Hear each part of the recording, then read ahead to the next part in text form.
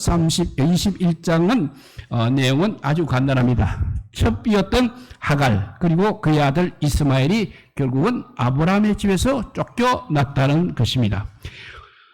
그날 우리 선교사들이 우리나라에 복음을 들고 우리나라에 들어왔을 때 그 당시에 우리나라에도 역시 첩이 많이 있었다고 합니다. 그래서 이 본문은 예전에 적지 않은 우리 한국 여인들에게 큰 상처를 줄 수 있는 그런 본문이었습니다.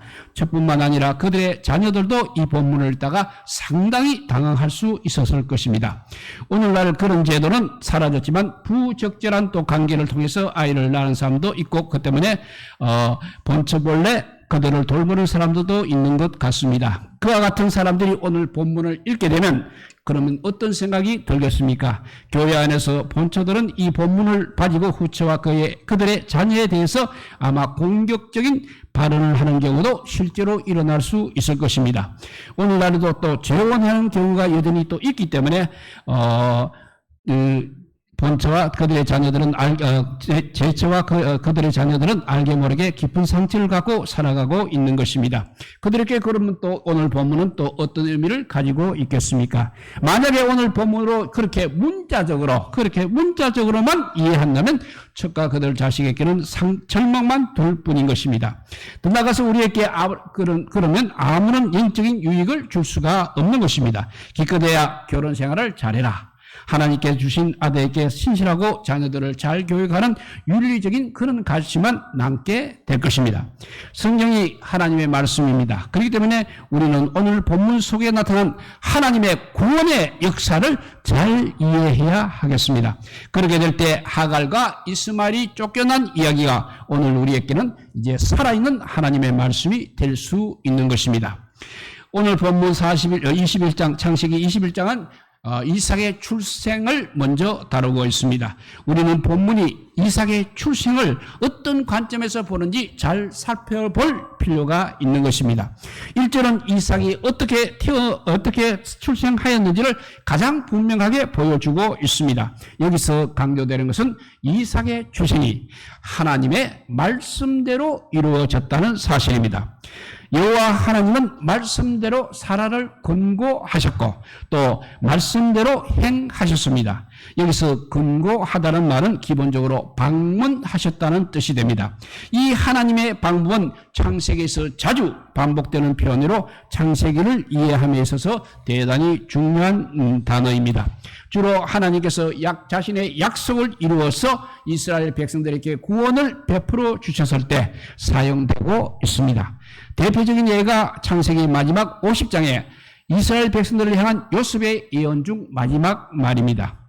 뭐냐면 하나님이 정녕 너희를 권고하시니 너희는 여기서 내 해골을 메고 올라가라 했습니다. 이 요셉의 말대로 하나님께서는 400년 뒤에 이스라엘을 방문하셨습니다. 그리고 그들을 애굽에서 건져 주셨습니다.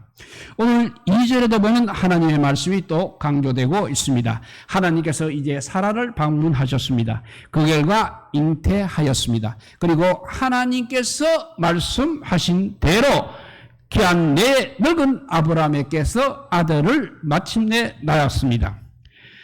이것은 하나님께서 세 사람의 형상으로 아브라함의 집을 방문하였을 때 일을 가리키고 있는 것입니다.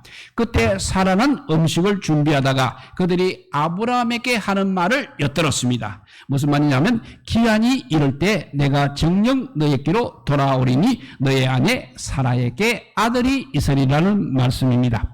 하지만 사라는 이 말을 듣고 믿지 못하고 속으로 웃으면서 나도 늙고 내 주인도 늙었는데 어찌 낙이 있으리요? 라고 자문을 하게 됩니다.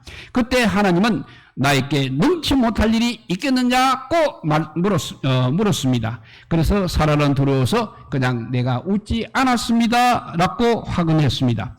그리고 2절은 또한 아브라함이 늙었다는 사실을 언급하고 있습니다.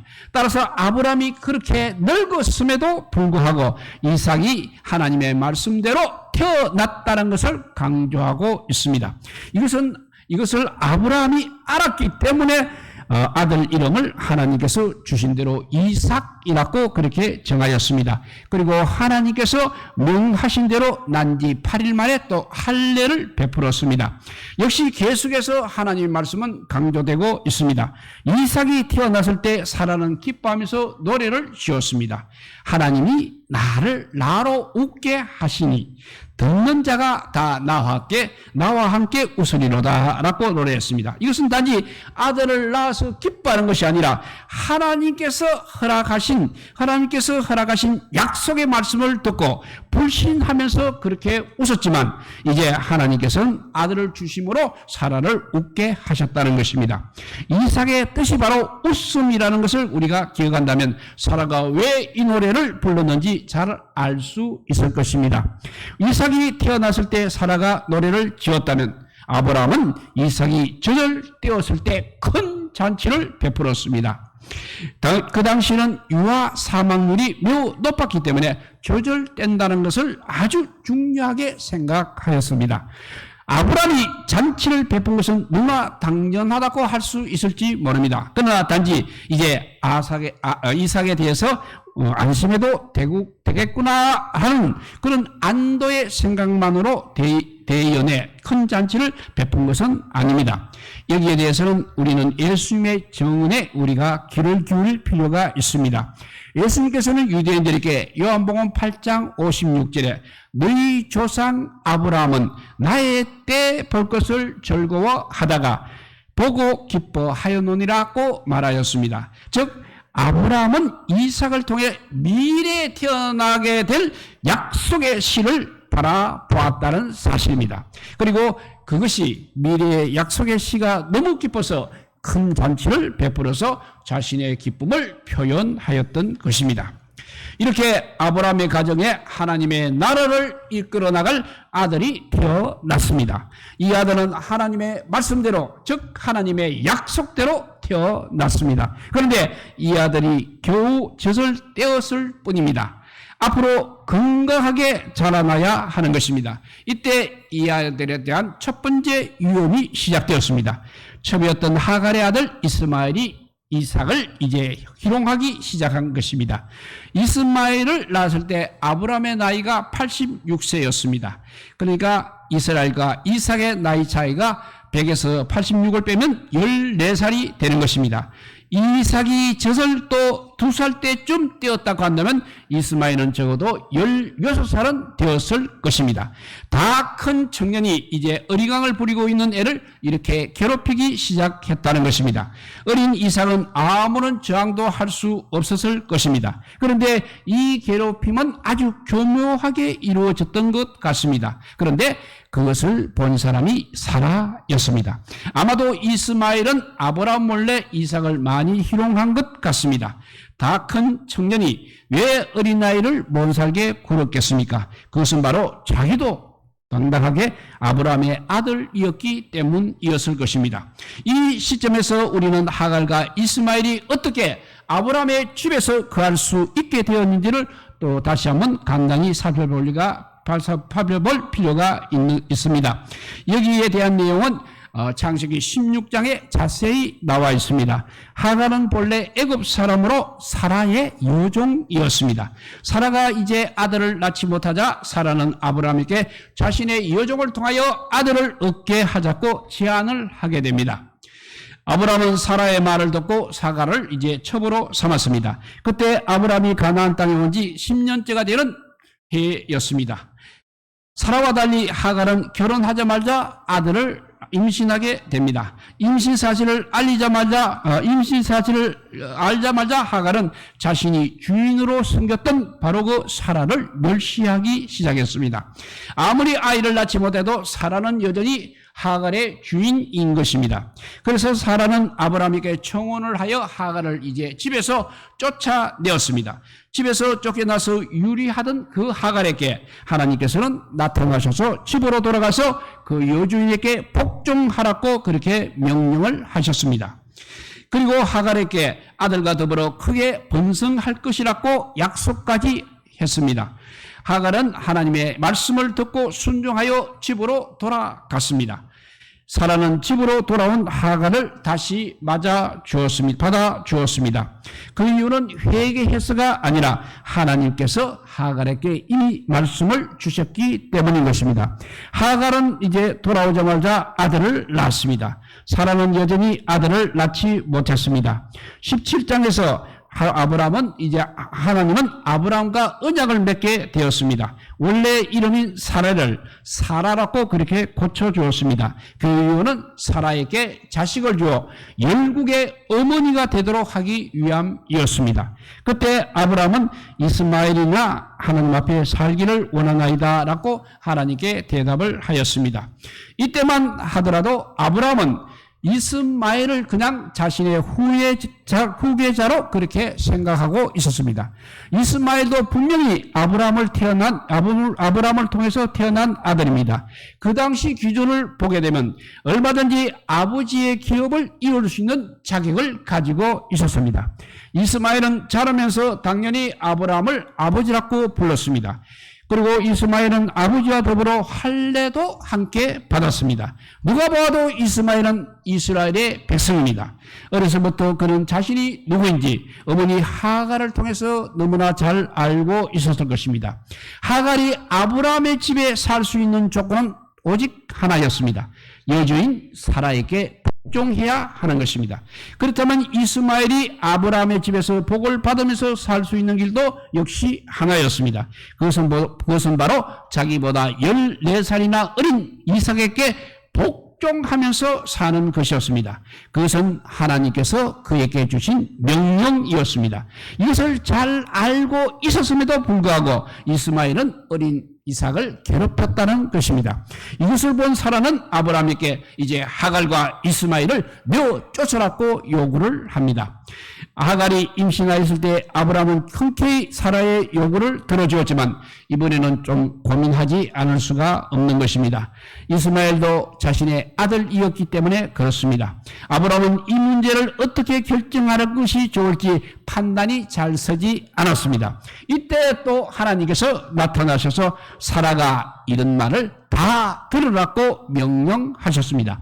하나님의 계시를 듣고서야 아브라함은 하갈과 이스마엘을 이제 집에서 쫓아내었습니다. 우리는 이 사실에 대해서 어떤 생각을 해야 하는 것입니까? 너무 비정하다고 생각하지 않습니까? 서자의 자식은 자식도 아니라는 말이냐 하는 것도 생각할 수 있는 것입니다. 아브라함은 하갈을 내쫓으면서 그래도 하갈에게 떡과 물 한 가죽 부대만 어깨에 메어 주었을 뿐입니다. 하갈의 집을 나와 이제 광야에서 방황을 하다가 보니까 가죽 부대의 물이 결국 다 떨어지게 되었습니다. 이제는 다 죽게 되었다는 것입니다. 하갈은 아들이 죽는 것을 참아 볼 수가 없어서 멀리 떨어져서 큰 소리로 울었습니다. 그때 하나님께서 다시 또 하갈에게 나타나셨습니다. 두려워하지 말라고 하시면서 이스마엘을 통해서 큰 민족을 이루게 하시겠다고 하셨습니다. 그리고 그 정표로 하갈의 눈을 밝혀서 샘물을 보게 하셨습니다. 목이 말라 죽을 뻔하였던 하갈과 이스마엘은 이제 샘물에서 물을 마시고 생명을 보존할 수 있었습니다. 하나님은 그 아이와 함께 하셨고 했습니다. 이스마엘은 그래서 장성한 후에 광야에서 활을 쏘는 자가 되었습니다. 그리고 하갈은 애굽에서 여인을 데려다가 이스마엘의 아내가 되었습니다. 이렇게 오늘의 본문을 요약하면 그렇습니다. 그런데 오늘 읽은 우리 본문에서 우리는 어떤 교훈을 얻을 수가 있는 것입니까? 누가 이스마엘이고 누가 이삭입니까? 만약에 우리가 이삭이라고 할 수 있다면 그 근거는 무엇인 것입니까? 오늘 읽은 이야기에 대한 해석을 우리는 갈라디아서 4장 21절 이하에서 찾아볼 수 있습니다. 아브라함에게는 두 아들이 있었습니다. 하나는 계집종에게서 태어났습니다. 다른 하나는 자유하는 여자에게서 태어났습니다. 이에도 중요한 차이가 있습니다. 계집종에게서 난 아들은 육체를 따라 난 아들입니다. 자유하는 여자에게서 난 아들은 약속을 따라 난 자입니다. 이것이 이스마엘과 이삭이 어떻게 근본적으로 다른지를 확실하게 보여주는 것입니다. 그런데 사도 바울은 이것을 두 언약에 대한 비유라고 설명을 하고 있습니다. 하나는 신의 산으로부터 종을 낳은 자 곧 하갈입니다. 이 하갈이 바로 신의 산이고 지금은 예루살렘에 해당합니다. 그녀의 하갈의 자녀들과 더불어 종노릇하고 있는 것입니다. 하지만 우리들은 약속의 자녀라는 것입니다. 우리들의 어머니는 위에 예루살렘으로 자유자입니다. 위에 있는 예루살렘이라는 것은 하늘 어딘가에 있는 예루살렘을 의미하지는 않습니다.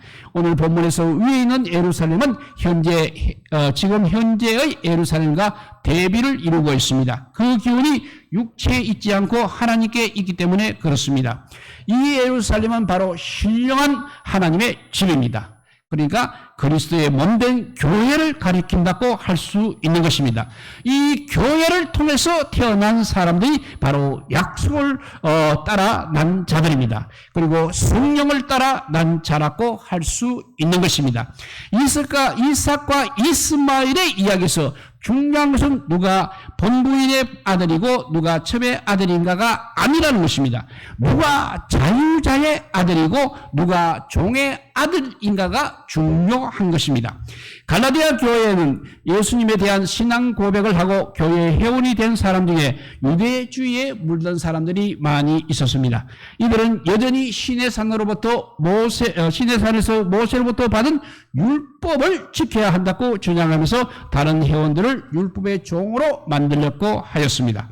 예전에 육체를 따라 난 이스마엘이 약속을 따라 난 이삭을 핍박하였듯이 당시 바울 당시에도 교회 안에서 육체를 따라 난 자들이 성령을 따라 난 성도들을 핍박하고 있었습니다. 그렇다면 우리는 어떻게 해야 하는 것입니까? 서로 사이좋게 지내야 하는 것입니까? 그렇지 않다는 것입니다. 사도 바울은 그 사람들을 육체를 따라 난 사람들을 교회에서 쫓아놨고 명하고 있습니다.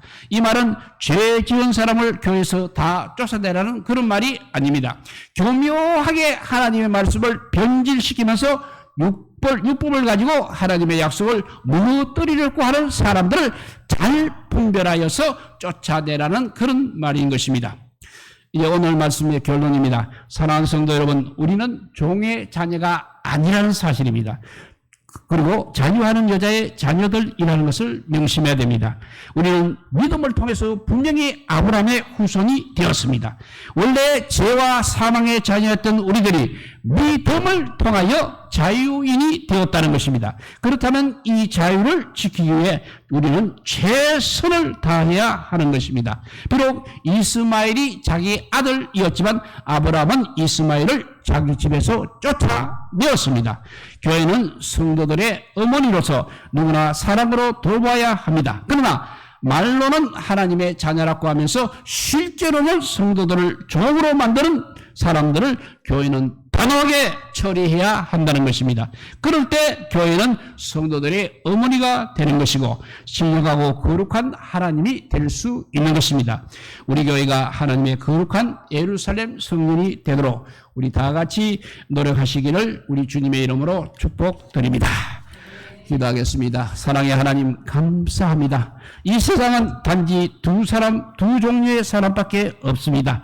오늘 말씀대로 아버지 계집종에서 태어난 육체를 따라 난 사람하고 또 자유하는 여자에게서 난 약속을 따라 난 사람, 이 두 사람밖에 없습니다. 그런데 우리 이 두 사람이 교묘하게 교회에서 같이 생활을 하고 있습니다. 그리고 가만히 있으면 될 건데 그렇게 하지 아니하고 자유하는 사람들의 자녀들을 자꾸 핍박하고 있습니다. 이럴 때 단호히 물리치라고 분명히 성령은 우리에게 말씀하고 있습니다. 우리 모두 자유하는 사람들이 되게 하여 주시고 아브라함의 후손이 되게 하여 주시고 정말 자유하는 믿음을 통해서 아브라함의 후손이 다 되게 하여 주셔서 저 종의 자녀들을 물리칠 수 있는 믿음의 소유자들이 다 되게 하여 주시기를 간절히 빌고 원하오며 우리 구주 예수 그리스도 이름으로 기도드리옵나이다. 아멘. 예, 우리 찬송가 305장